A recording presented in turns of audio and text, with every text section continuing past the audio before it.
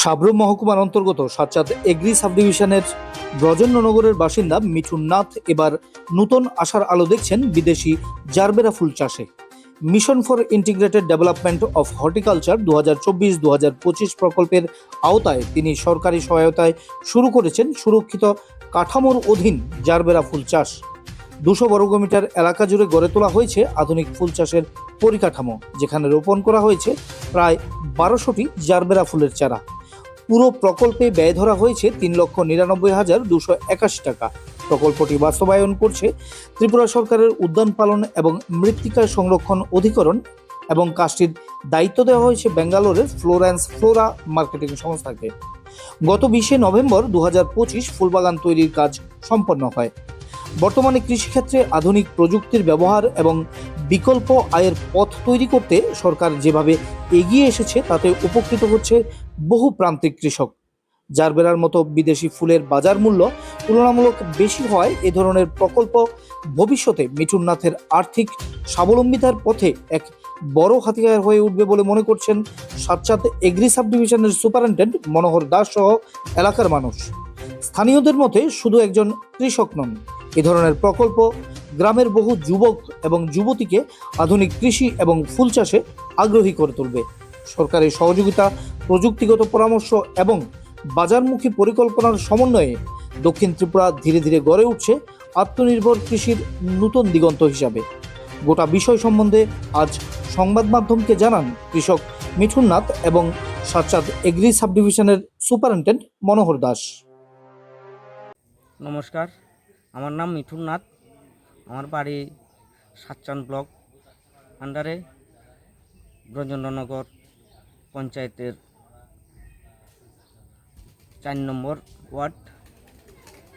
আমার সরকার এই স্কিম আমাকে দিয়েছে এবং খুবই ভালো লাগলো। আমার এটা অনেক আগে আমার একটা আশা ছিল যে আমি একটা ফুলের বাগান করুম বা একটা ফুলের চাষ করুম, কিছু জায়গা আছে এটার মধ্যে।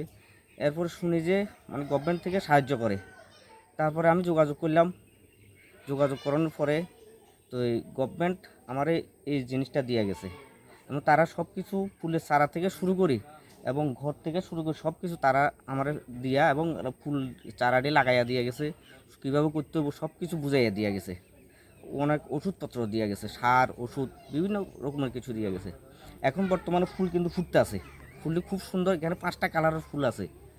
এই ফুল দিয়া বাজারে দেখে অনেক জন আমার দোকানদার আছে, অনেক দোকানদার যেমন মনুবাজার থেকে বাইগোড়া থেকে ফোন করে, দাদা ফুল ফুটছে নি। তাই আমি প্রথম একবার দিয়েছি, কিন্তু এখানে 150 পিস ফুল ফাটাইছি মনুবাজার। এখন আবার নতুন করে ফুল ফুটতে আছে, খুব সুন্দর লাগে ফুলটি। যাক, আমি আমার স্ত্রী দুজনে মিলিয়ে বাইরে কোনো এখনও পর্যন্ত কোনো অন্য কোনো লোক দিয়ে আমি কাজ করেছি, তারা দেখাই দিয়ে গেছে। আমি নিজে 2 ঘন্টা 2.5 ঘন্টা কাজ করি টাইম মতন। তারা যেভাবে করছে জল দিই প্লাস সার দিই, সব কিছু দেওয়ার পরে দেখতে আসতে ফুলটি খুব সুন্দর, মার্কেটে চাহিদাও আছে। এবং এখানে 3,99,881 টাকার 28 টাকার স্কিম। এটা সব কিছু ফ্রি দেওয়া গেছে এবং খুবই সুন্দর। আমি মনে করি এটা দিয়ে আমি স্বনির্ভর হইতাম পারবো এবং বোঝা যাতে এই ফুলটি মার্কেটে অনেক চাহিদা। এটা খুবই ভালো উদ্যোগ। আমিও সারা পাইছি, আমার দেখা আরও অন্য 2-1 জন যাতে করে, এটাই আমার আশা। নমস্কার, আমি সুপারিনটেন্ডেন্ট এগ্রিকালচার সাচ্চান কৃষি মহকুমা। আমাদের এই সাব ডিভিশনের আন্ডারে ব্রজেন্দ্রনগর গ্রাম পঞ্চায়েতের একজন কৃষক, ওনাকে আমরা আমাদের উদ্যান দপ্তর থেকে একটা এক্সোটিক ফ্লাওয়ার কাল্টিভেশনের জন্য প্রোটেক্টেড স্ট্রাকচার আমরা দিয়েছি। এই স্ট্রাকচারের মাধ্যমে 3,99,281 টাকা আমাদের দপ্তর থেকে ওনাকে সাহায্য করা হয়েছে। উনি সেই স্ট্রাকচার বানিয়ে দেওয়া হয়েছে এবং ফুল গাছ লাগিয়ে দেওয়া হয়েছে সেখানে জারবেরা। সেই ফুল মোটামুটি এখন আমরা 2025-26 বছরে আমরা লাগিয়েছি, এখন ফুল ফোটা শুরু হয়েছে। এই ফুল বিক্রি করে উনি আর্থিকভাবে স্বাবলম্বী হতে পারবেন আমরা আশা করছি। ধন্যবাদ।